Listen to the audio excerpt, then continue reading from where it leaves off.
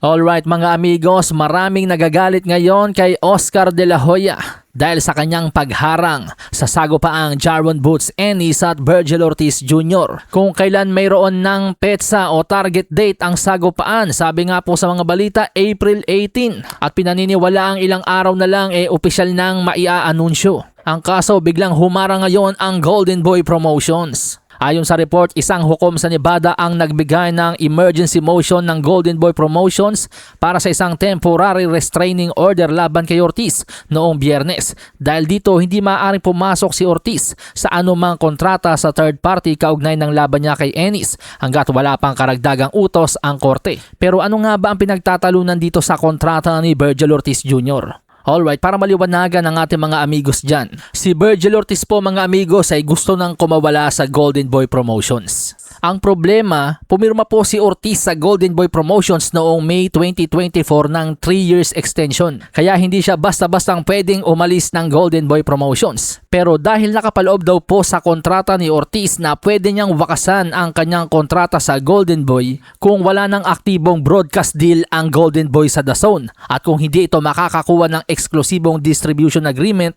sa ibang broadcaster. At yun nga po ang nangyari, natapos ang kontrata ng Golden Boy sa DAZN noong December 31, 2025. Kaya't akala ni Virgil Ortiz free agent na siya. Nakipag-deal ang Team Virgil Ortiz kasama ang kanyang manager na si Rick Meridian sa matchroom upang ikasa ang laban nila ni Jarwin Ennis. Pero ayon sa mga abogado ng Golden Boy Promotions, hindi pa free agent itong si Virgil Ortiz dahil kasalukuyan pa rin naikipagnegosasyon ang Golden Boy Promotions sa DAZN para ma-renew ang kanilang kontrata. So parang dun po nagkaroon ng argumento o hindi pagkakaunawaan ang magkabilang partido. Dahil ayon nga po sa nakapaloob na kontrata ni Ortiz, kapag wala ng broadcast partner ang Golden Boy Promotions, pwede niya nang wakasan ang kanyang kontrata. Bagamat wala pa pong broadcast partner ang Golden Boy Promotions sa ngayon, pero ayon nga po sa kanila ay ongoing ang negotiation nila sa DAZN. Kaya hindi pa tuluyang free agent si Virgil Ortiz. Samantala sa iba pang balita, matapos mag-back out ng undefeated contender na si Diego Pacheco